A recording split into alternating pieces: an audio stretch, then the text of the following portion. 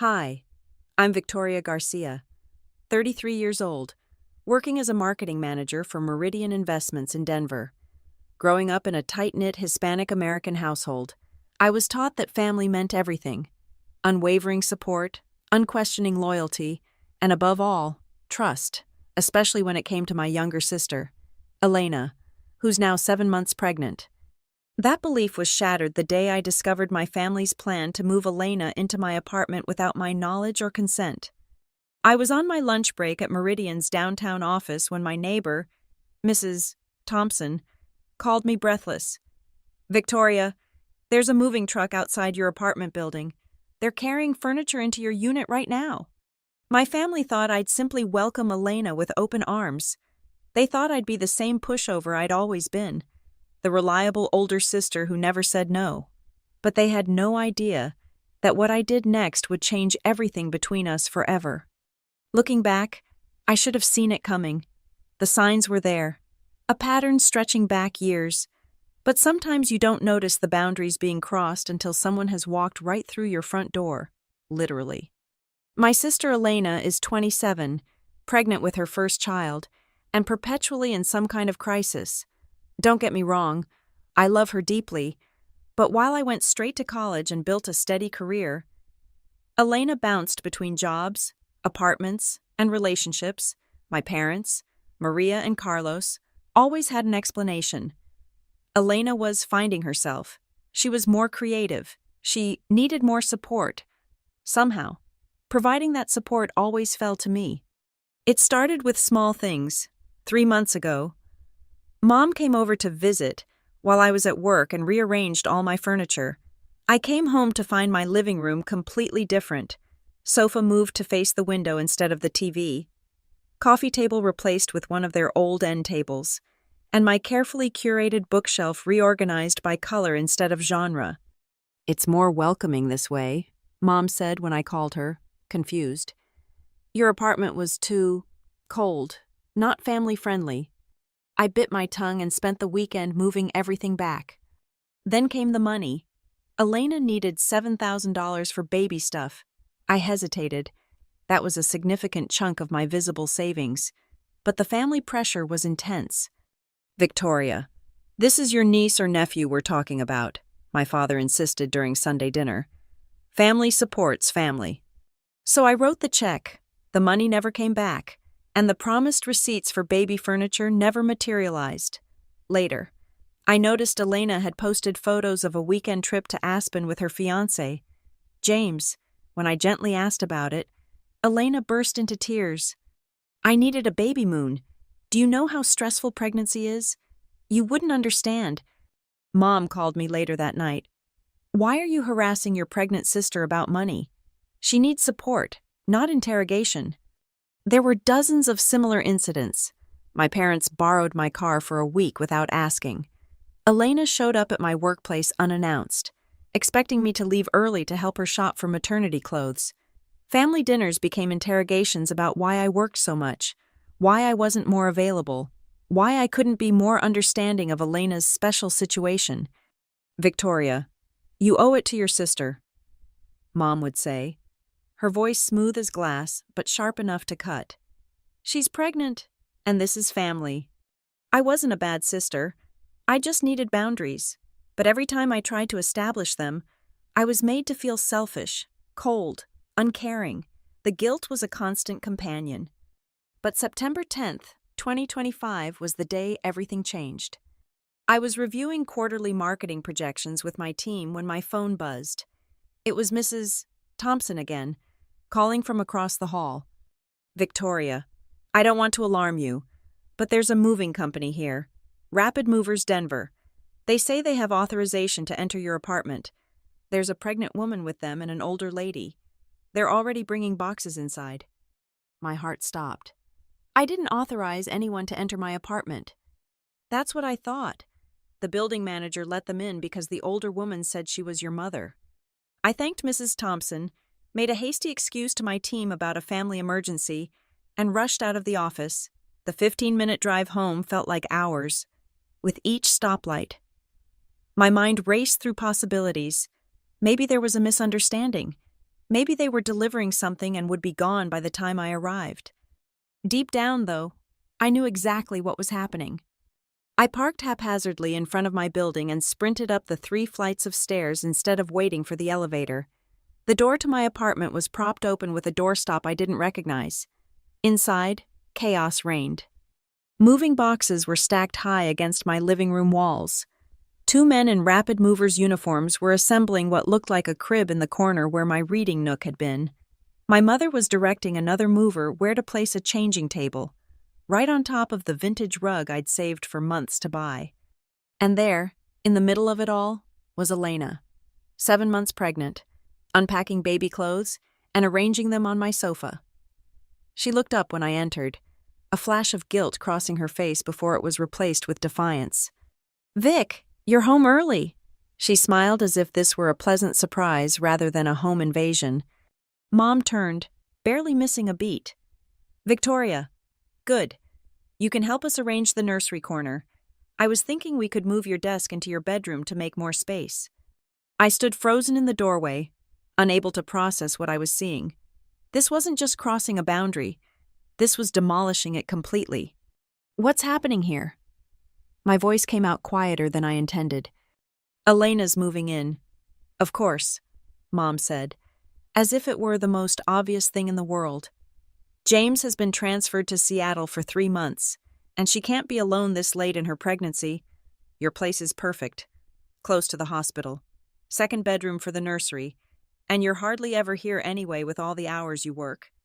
Elena waddled over, her hand protectively over her belly. "It's just temporary. Vic, 3 months, maybe 4, until the baby is a little older and James is settled in Seattle." She lowered her voice to a conspiratorial whisper.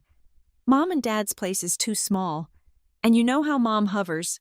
I'd go crazy there." I looked from my sister to my mother, then to the movers who were now bringing in what appeared to be Elena's queen-sized bed. My guest room, which I used as a home office, was clearly being converted into Elena's bedroom. "Did anyone think to ask me if this was okay?" I managed to ask. Mom waved a dismissive hand. "We knew you'd say yes. You're always so good about helping family." "Besides," Elena added, "you're not the only one who works. Victoria, I have my online jewelry business, and I need a quiet space. You're out all day. It makes sense." I walked past them without another word and into my bathroom, locking the door behind me.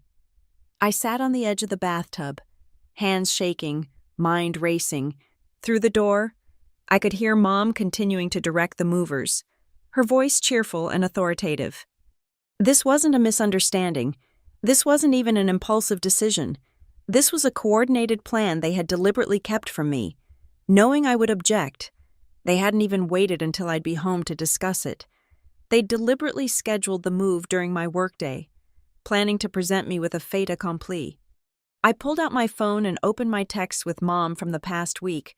Nothing about Elena moving in, nothing about needing help, just the usual check-ins and guilt trips about not visiting enough. Then I checked my texts with Elena. There it was, 3 days ago. "Can't wait to see you this weekend. Have a surprise to share." I had assumed she meant a baby name or ultrasound photos. I opened my Photos app and silently took pictures of my bathroom door, listening to the sounds of my life being rearranged without my permission. Then I unlocked the door and stepped back into the chaos. Mom was in the kitchen now, reorganizing my pantry. "Victoria, you have practically no food here. How do you live like this? I brought some groceries for Elena. She needs proper nutrition." Elena was directing one of the movers to hang a framed ultrasound picture on my living room wall. She had already moved my framed degree and professional certifications to make space. I walked to the center of the living room and spoke loudly enough for everyone to hear. "I need everyone to stop what they're doing right now." The movers paused, looking uncertain. Mom continued rearranging my spice rack. "Mom," I said, my voice stronger now, "tell the movers to stop." She turned, irritation flashing across her face. "Victoria, don't be dramatic. We're almost done anyway." I did not agree to this. I did not invite Elena to move in. This is my apartment, and I need everyone to leave, now. Elena's face crumpled. You can't be serious. Where am I supposed to go? James is already in Seattle.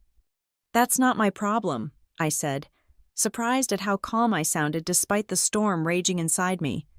You should have asked me before showing up with a moving truck. Mom stepped between us, her voice taking on the dangerous softness I knew so well. Victoria Garcia, I did not raise you to turn your back on family. Your sister is pregnant. She needs you. You didn't raise me to be a doormat either. Mom, or at least, you shouldn't have. I turned to the movers.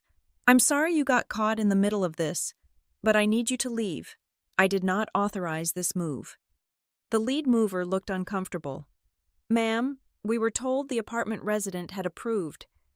I am the resident. My name is on the lease.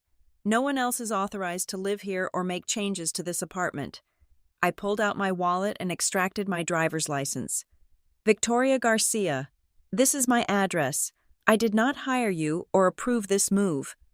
The movers exchanged glances, clearly sensing they'd stepped into a family drama they wanted no part of. We'll need to speak with whoever hired us, the lead mover said cautiously. That would be me, Mom interjected, and I've already paid the deposit. With whose money? I asked, though I already suspected the answer. Mom had the grace to look slightly abashed. We used some of the money you gave Elena for baby expenses, but it's all in the family anyway. I felt a cold clarity descend over me. Movers, please step outside for a moment. I need to speak with my family. Once they were gone, I turned to my mother and sister. I want both of you to leave. Now, take your boxes and go back to Mom and Dad's house. Elena burst into tears, her hands cradling her pregnant belly. You can't do this to me. I have nowhere else to go. You have Mom and Dad's house, the house you grew up in, the house you said was too small just 10 minutes ago. But... No, I cut her off. No more excuses. No more manipulation. You did not ask me. You went behind my back. You used my money I gave you for the baby, to hire movers to invade my home. Mom stepped forward, her expression hardening. Victoria, you're being ridiculous. Elena needs help. Then help her. Mom, take her to your house. Let her rearrange your furniture and take over your guest room. But she is not staying here. Your sister is family, Mom hissed. Family helps family. Respect is part of help, I replied, surprising myself with how steady my voice remained. And none of you have shown me any respect. Elena was full-on sobbing now, a performance I'd seen many times before.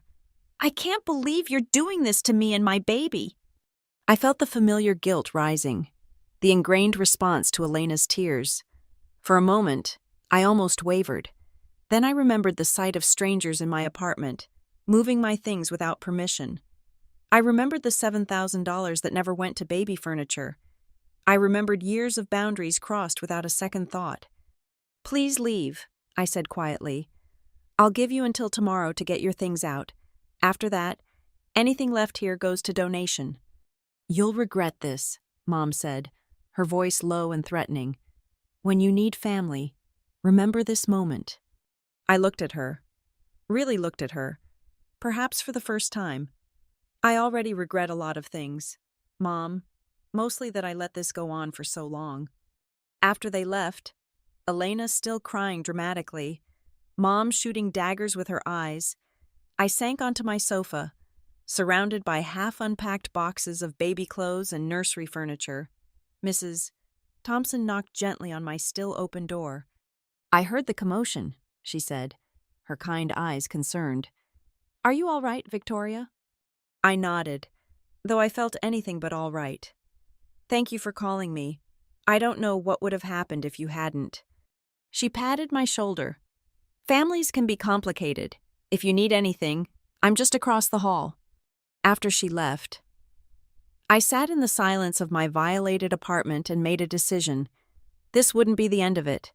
My family had shown me exactly who they were and how little they respected me. It was time I showed them who I really was. What my family didn't know, what I had carefully kept from them for years, was that I wasn't just a marketing manager. 3 years ago, I had started a side consulting business, leveraging my marketing expertise for small tech startups. What began as a few hours of weekend work had grown into a thriving second income, bringing in an additional $80,000 a year that I never mentioned to my family. While they thought I was just getting by on my Meridian salary, I had quietly built a $50,000 emergency fund and invested in Cascade Technologies stocks worth over $120,000.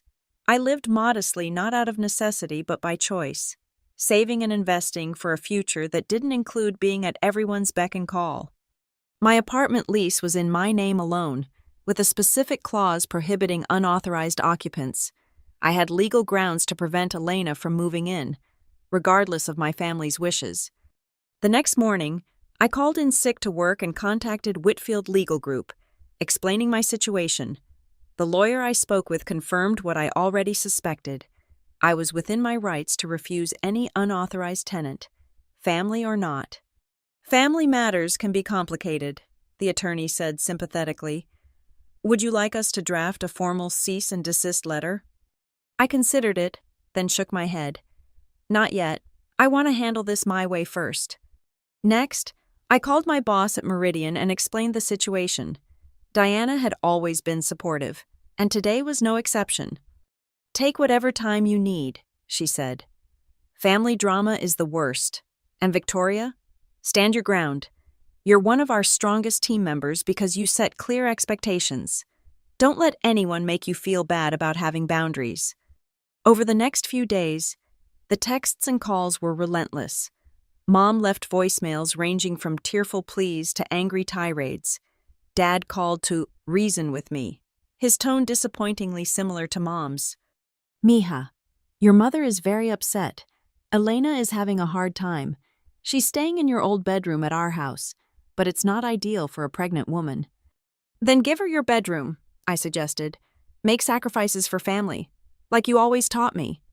He sputtered. We can't." "Exactly," I said, and hung up. Elena's messages were the worst.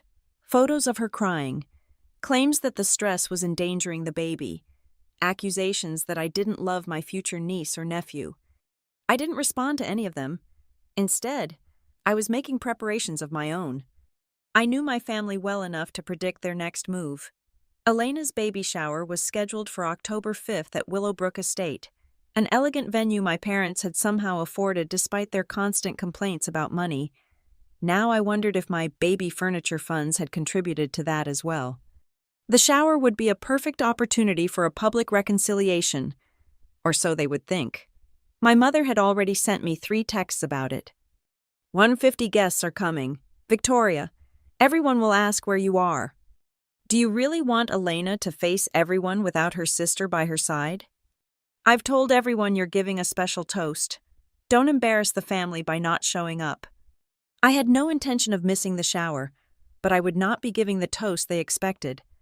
The day of the shower, I woke early and dressed with purpose.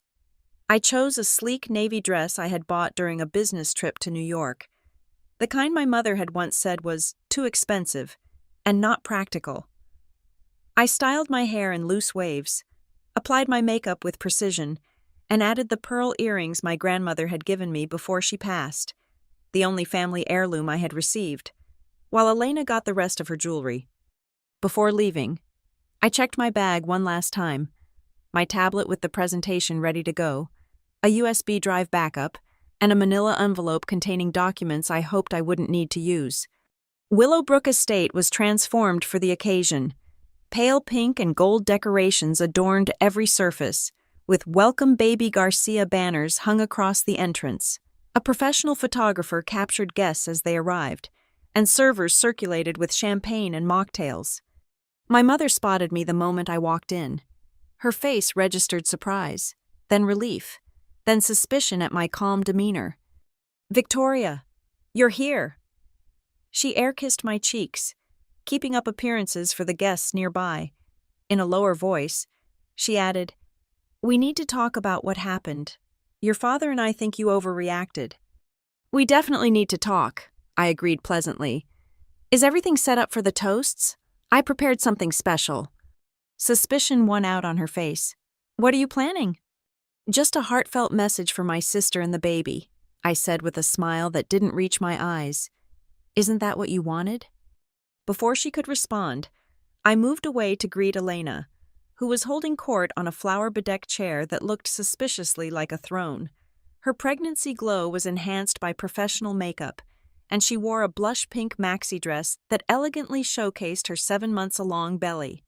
"Vic!" she exclaimed when she saw me, her expression wavering between wariness and hope. "You came." "Of course," I said, leaning in to hug her. "It's a special day." For a moment, looking at her expectant face, I almost reconsidered my plan. Then I remembered the moving truck, the invasion, the years of manipulation. I remembered that they had planned all of this without asking me, assuming I would simply roll over and comply, as always. No more. The baby shower proceeded according to my mother's meticulously planned schedule.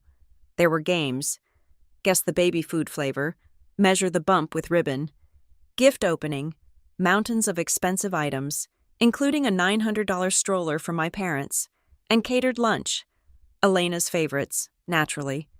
Finally, it was time for toasts. My father went first, getting emotional as he talked about becoming a grandfather. A few of Elena's friends spoke next, sharing embarrassing stories and good wishes. Then my mother took the microphone. And now, a special toast from the aunt-to-be, Elena's big sister, Victoria. Applause rippled through the room as I made my way to the small stage. A server handed me a glass of champagne, which I set aside. I wouldn't need it. "Thank you all for being here to celebrate Elena and baby Garcia," I began, my voice steady. "Family is so important, isn't it? It's about trust, respect, and supporting each other through life's journeys." I smiled at the sea of nodding faces. My mother's expression relaxed slightly. "That's why I wanted to share something special today. A story about family, about boundaries, and about respect." I pulled out my tablet and connected it to the venue's projection system. The screen behind me lit up with a photo I had taken in my apartment that day, the moving truck outside my building, clearly labeled Rapid Movers Denver. 3 weeks ago, I received a call while at work. There was a moving truck outside my apartment. Inside, I found my mother and sister directing movers to set up a nursery in my living room and convert my home office into Elena's bedroom. Murmurs rippled through the crowd. My mother's face froze in a rictus of a smile. Elena shifted uncomfortably in her throne-like chair. I advanced to the next slide, a screenshot of text messages between my mother and Elena that Mrs. Thompson had fortuitously captured when Mom left her phone unattended during the moving fiasco. Maria: "Vic works all day. By the time she gets home, we'll be mostly set up." Elena: "What if she gets mad? It's her apartment." Maria: "She won't say no once it's done. She never says no to family." The murmurs grew louder. I saw my Aunt Rosa's mouth drop open in shock. My father stood frozen near the bar, his expression unreadable. I was never asked if my sister could move in. I was never consulted about converting my home office into a nursery. The plan was to present me with a fait accompli and count on my inability to say no. I advanced to the next slide, my lease agreement, with the clause about unauthorized occupants highlighted. This wasn't just inconsiderate, it was potentially putting my housing at risk. My lease specifically prohibits unauthorized occupants. Next slide, a bank statement showing the $7,000 transfer to Elena, labeled Baby Furniture Fund. This move was partially funded by money I had given Elena specifically for baby furniture, money that, as you can see from the next photo, I clicked to a screenshot of Elena's Instagram post in Aspen, was also used for a weekend getaway with her fiancé. The room had gone completely silent now. Elena's face was pale beneath her makeup. My mother had abandoned any pretense of smiling and was glaring at me with undisguised fury. I'm sharing this today not to embarrass anyone, but because this family is supposed to be about respect. Instead, I was treated like a resource to be tapped, a space to be occupied, not a sister or daughter with my own life and boundaries. I looked directly at Elena. "I love you, Elena. I'm excited to be an aunt. But love doesn't mean allowing yourself to be used. It doesn't mean having your home invaded without permission. It doesn't mean accepting disrespect in the name of family obligation. Then I looked at my parents. Mom, Dad, I know you want what's best for Elena, but you raised 2 daughters, not 1 daughter and 1 doormat. I deserve the same consideration you give her. I turned back to the shocked crowd. To everyone here who brought gifts to welcome this baby, thank you. Your generosity is appreciated, but the greatest gift we can give this child is an example of healthy boundaries and mutual respect. That's the kind of family I want to be part of. I disconnected my tablet and stepped away from the microphone. The silence was deafening until Aunt Rosa began to clap slowly. A few others joined in awkwardly, then fell silent again. My mother was the first to recover. She rushed to the microphone, her face a mask of forced cheer. Well, that was unexpected. Victoria has always had a flair for the dramatic. Nervous laughter rippled through the audience. Now, who's ready for cake? But the damage was done. As servers wheeled out the elaborate cake, which, I noted with grim amusement, featured the phrase "Bienvenido bebé" in icing, despite Elena not speaking Spanish, guests broke into hushed conversations, glancing between me and my family. Elena remained in her chair, tears streaming down her face, real ones this time, not the performative sobs I was used to. Dad made his way to her side, patting her shoulder awkwardly while shooting glances my way. I felt a strange sense of calm as I gathered my things. This confrontation had been brewing for years, perhaps my entire adult life. The weight that lifted from my shoulders was almost physical in its intensity. Aunt Rosa intercepted me as I headed for the exit. That took courage, Sabrina, she said quietly. Your mother won't forgive you easily. I know. But some of us have wanted to say similar things for years. She squeezed my arm. You set a boundary.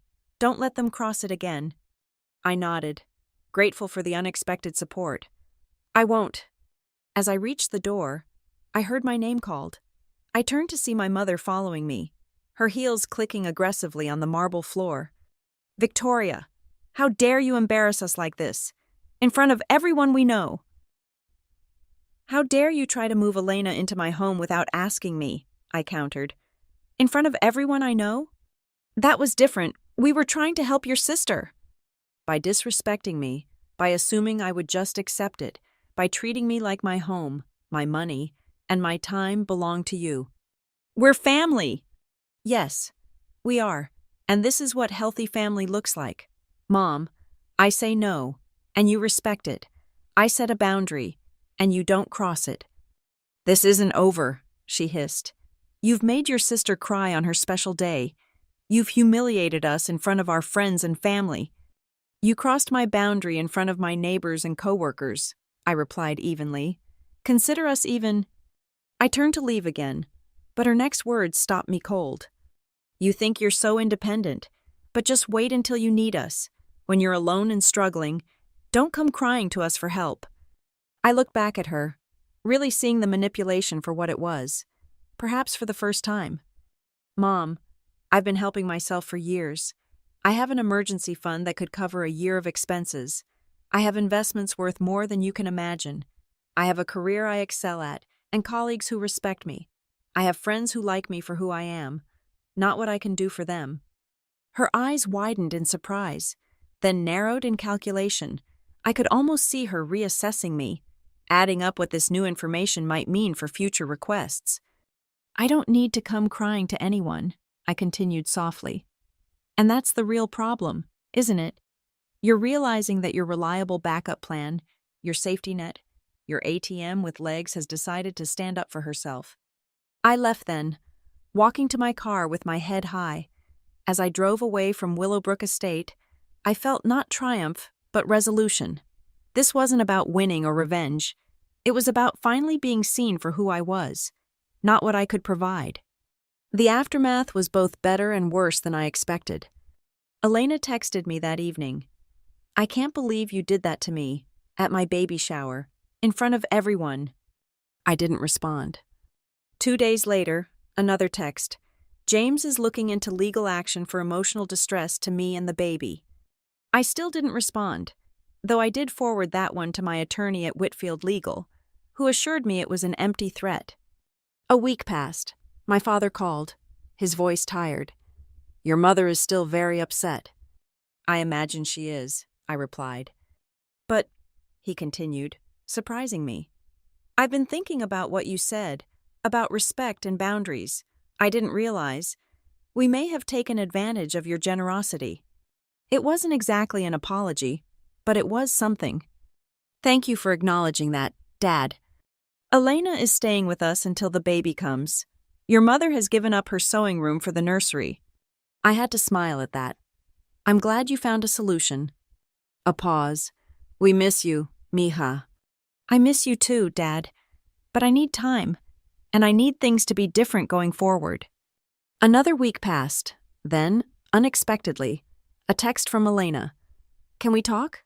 Just us?" We met at a neutral coffee shop downtown. Elena was 8 months along now, her belly preceding her through the door. She looked tired, the pregnancy glow dimmed by stress and perhaps a new awareness.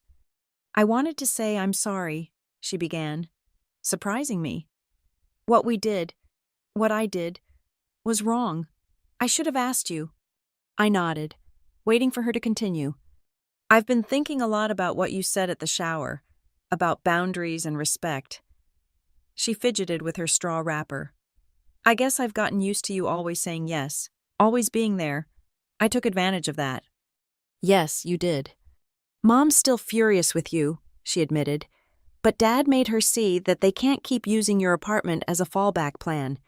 And Aunt Rosa apparently gave her an earful about how she treats you versus how she treats me."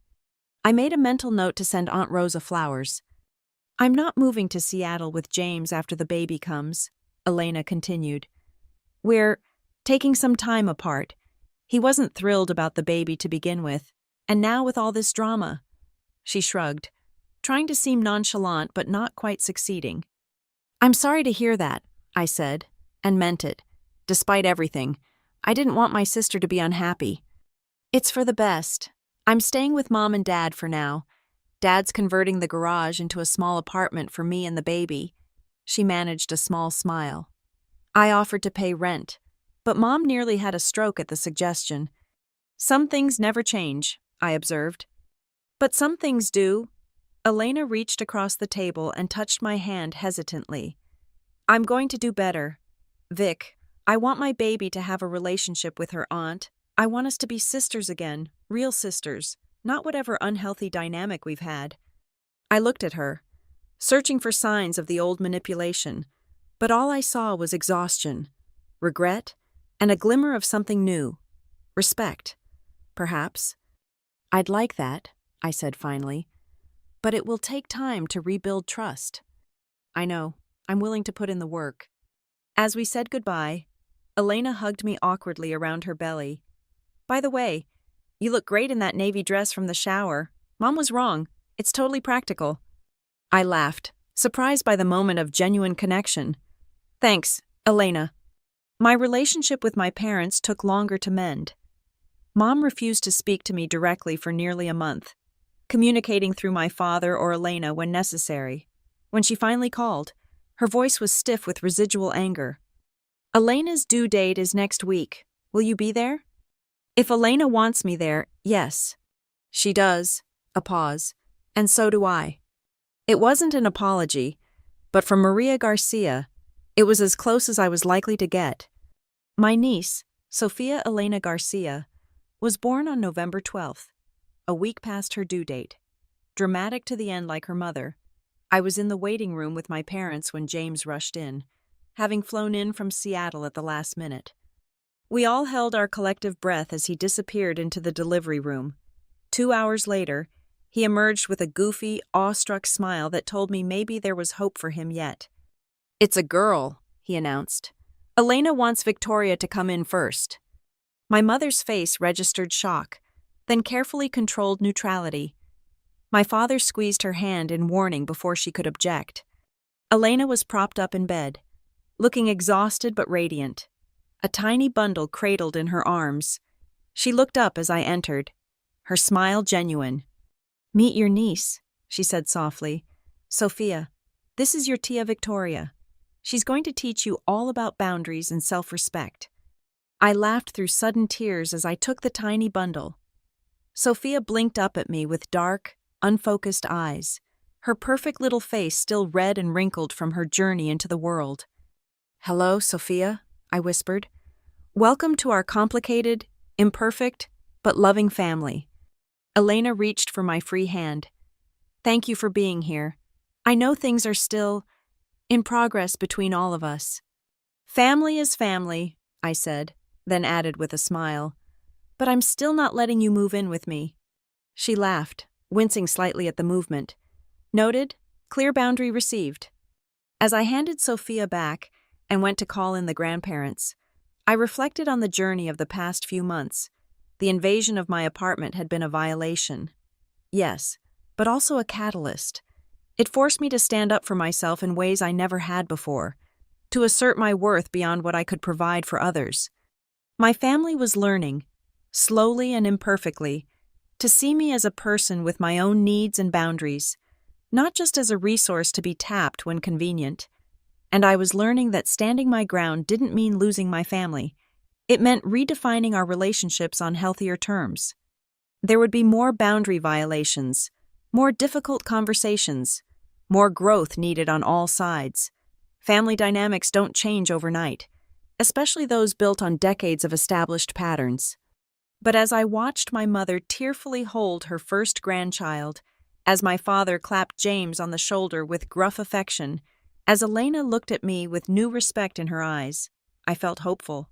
We were finding our way to a new normal, one where family helps family included mutual respect, clear boundaries, and genuine love. And if they ever tried to move Elena into my apartment again, well, I'd already proven I could handle that too.